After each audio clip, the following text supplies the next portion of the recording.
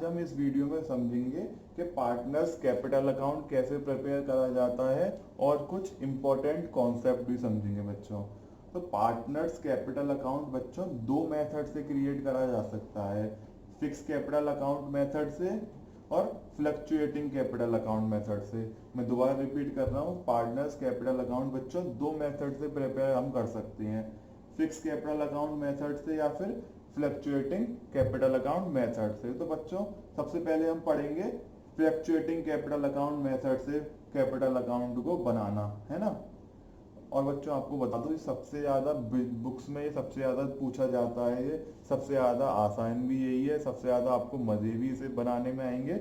और एक और बात, क्वेश्चन में कुछ ना दे रखा हो कि है ना हमें फ्लक्चुएटिंग कैपिटल अकाउंट मेथड से पार्टनर्स का कैपिटल अकाउंट बनाना है या फिर फिक्स कैपिटल अकाउंट मेथड से बनाना है, हम ऑटोमेटिकली मान लेंगे कि हमें फ्लक्चुएटिंग कैपिटल अकाउंट बनाना है। क्वेश्चन में कुछ ना दे रखा हो तो हम automatically fluctuating capital account method से पार्टनर्स कैपिटल अकाउंट को क्रिएट कर लेंगे बच्चों।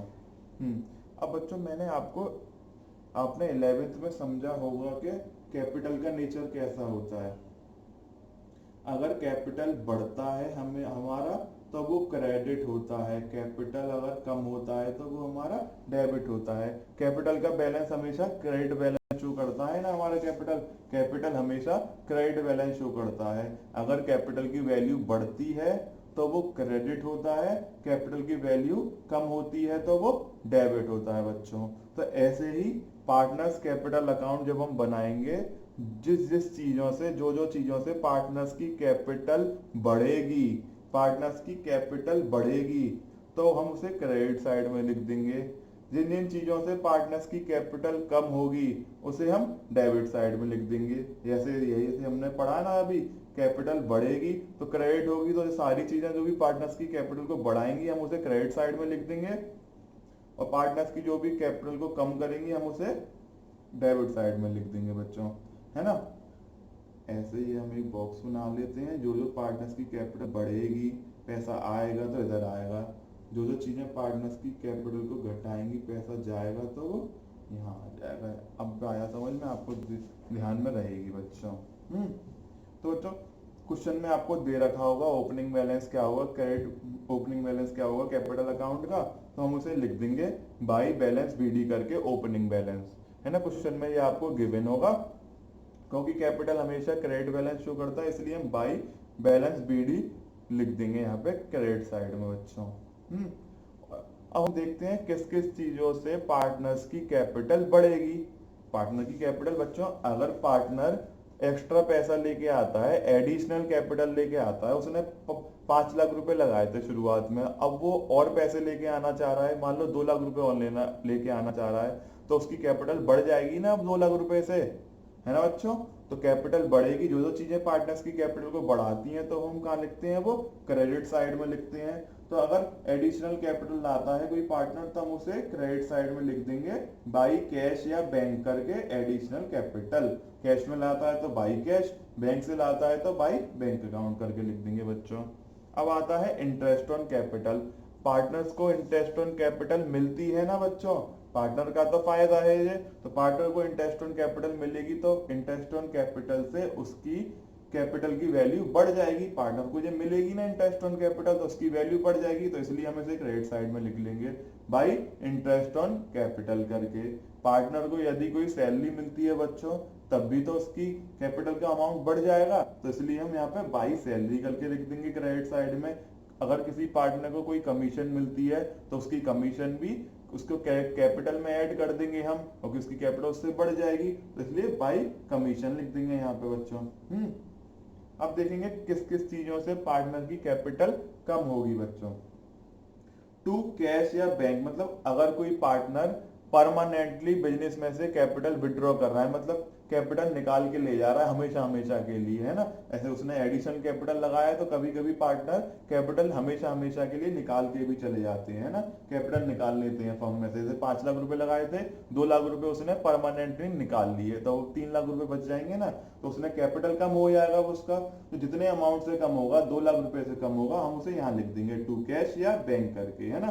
कैश में लेके जाएगा टू कैश, बैंक से लेके जाएगा तो टू बैंक अकाउंट करके लिख देंगे। तो बच्चों अब आपको है ना एक वो बता रहा हूँ इंपॉर्टेंट बात, विड्रॉल ऑफ कैपिटल या ड्रॉइंग अगेंस्ट कैपिटल एक ही बात होती है।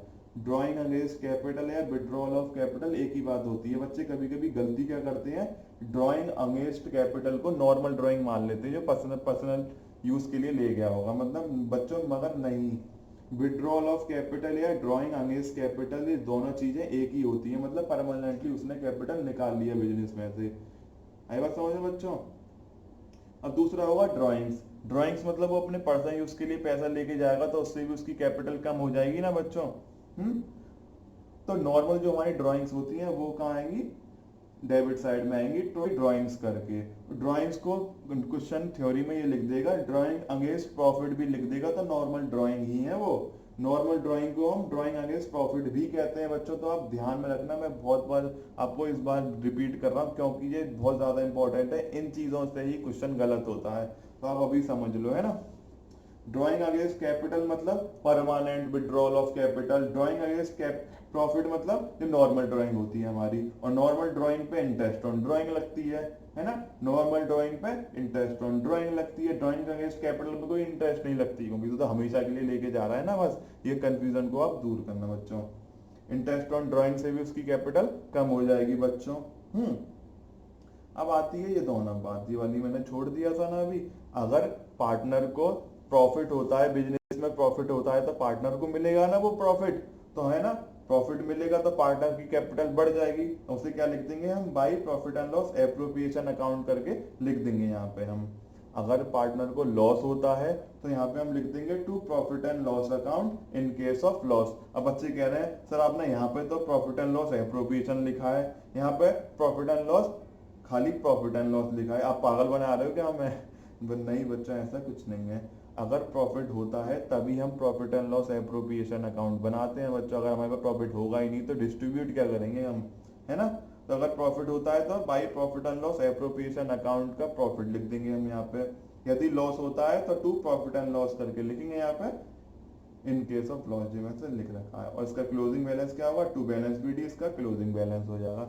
अभी के लिए बस यही समझो, आगे दोबारा मैं रिपीट कर रहा हूँ, जो जो चीजें पार्टनर्स के कैपिटल को बढ़ाएंगी वो क्रेडिट साइड में आएंगी, जो जो चीजें पार्टनर को कैपिटल को कम करेंगी वो डेबिट साइड में आएंगी बच्चों। आई होप आपके समझ में आ गया होगा बच्चों, यह बात आप समझ लो। सब ये पूरी बुक, पूरी 30 नंबर के जितने भी हमारी यूनिट है, सेकंड यूनिट, उसमें हर क्वेश्चन में ये पार्टनर्स कैपिटल अकाउंट ज्यादातर हमें बनाना ही पड़ेगा। तो हमें ये बहुत ही ज्यादा अच्छे से बच्चों सीखना है, इसे हम इग्नोर नहीं कर सकते। यही नहीं आया तो हम आगे नहीं बढ़ सकते, तो हमें इसे बहुत बहुत बहुत अच्छे से समझना पड़ेगा बच्चों। आई बात समझ में। और देखो बच्चों, क्वेश्चन में कुछ ना दे रखा हो तो हम ऑटोमेटिकली ये वाले मेथड से कैपिटल अकाउंट बना लेंगे। और बच्चों एक और बात, ये फ्लक्चुएटिंग कैपिटल अकाउंट मेथड से जो कैपिटल अकाउंट है हमेशा कोई भी क्रेडिट या डेबिट बैलेंस कोई भी बैलेंस शो कर सकता है, ये वाली बात आप ध्यान रखना।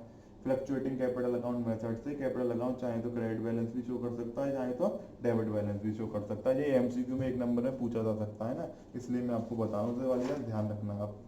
अब दूसरा मेथड है बच्चों फिक्स कैपिटल अकाउंट मेथड। दूसरा मेथड है फिक्स कैपिटल अकाउंट मेथड बच्चों। अब जो आप सोचोगे ये फिक्स कैपिटल है, अलग अलग मेथड का यूज कर रहे हैं, एक क्यों नहीं कर लेते? नहीं बच्चों, इसके पीछे भी एक रीजन है। जब पार्टनर ये डिसाइड करते हैं कि बिजनेस के लाइफ टाइम में हमने जो कैपिटल लगाया है वो कभी चेंज नहीं होगा, तो वो है ना fix capital account method use करते हैं, है ना। अगर वो उन्होंने डिसाइड करा कि 5-5 लाख रुपए लगाते हैं हम, तो वो चाहते हैं कि वो कैपिटल की अमाउंट भाई चेंज ना हो हर साल, क्योंकि हम फ्लक्चुएटिंग कैपिटल अकाउंट बनाते हैं ना बच्चों, तो हर साल वो कैपिटल की वैल्यू चेंज होती रहती है। फ्लक्चुएटिंग का मतलब ही होता है चेंज होना।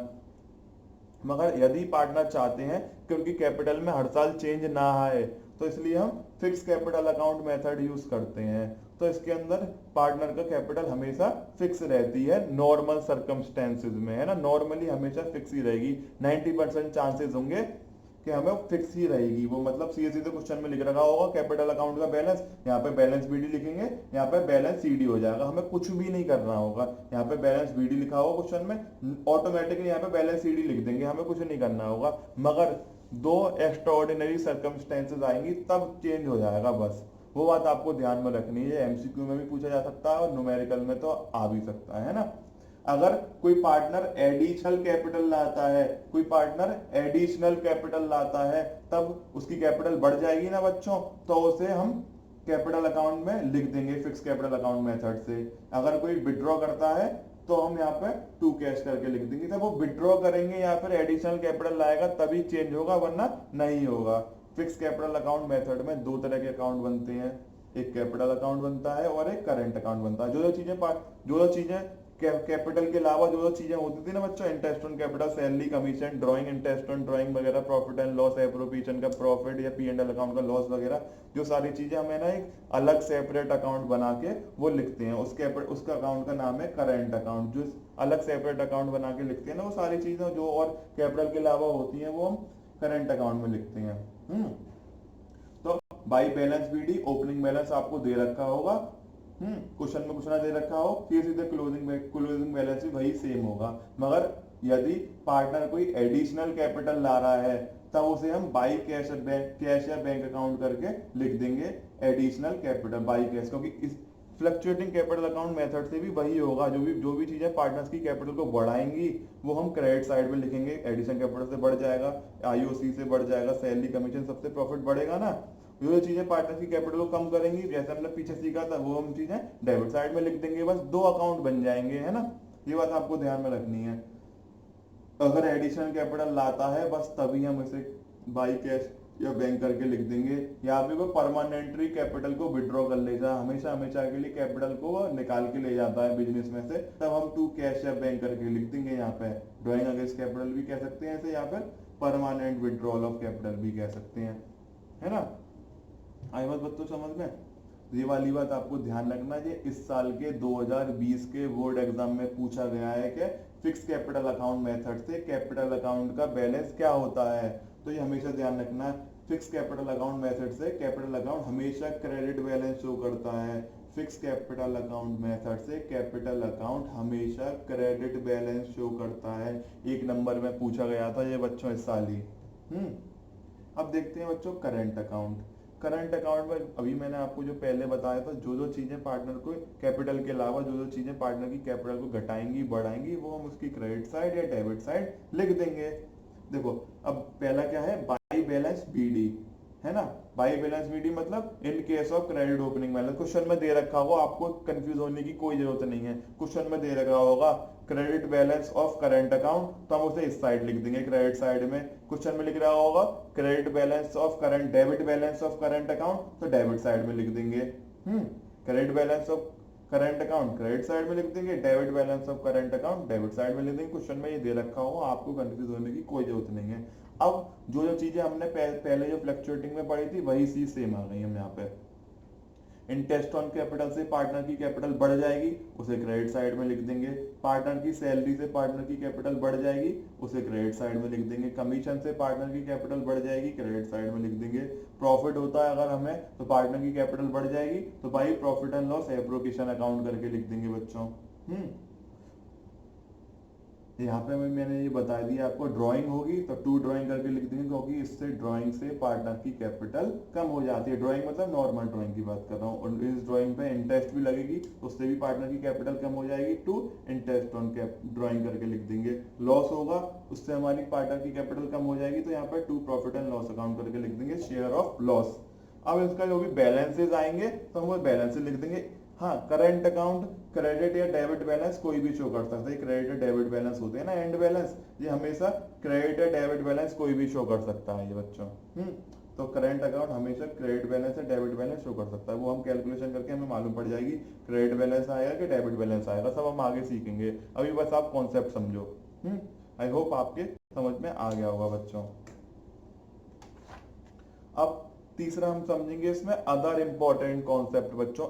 इन ये चीजें बच्चों को थ्योरी में काफी प्रॉब्लम करती हैं। जो बच्चों की थोड़ी इंग्लिश कमजोर होती है ना बच्चों, वो बच्चे घूम जाते हैं, तो हमें वो समझना पड़ेगा, है ना। वो 90% बच्चे इसमें घूम जाते हैं, तो अब हम पहले से ये वाली चीजें पढ़ लेंगे, क्योंकि ये वाली चीजें हर क्वेश्चन में रिपीट होंगी और बच्चे काफी कंफ्यूज रहते हैं इसमें, और टीचर्स भी काफी ध्यान नहीं देते इसमें, नहीं पढ़ते ढंग से पढ़ाते वो।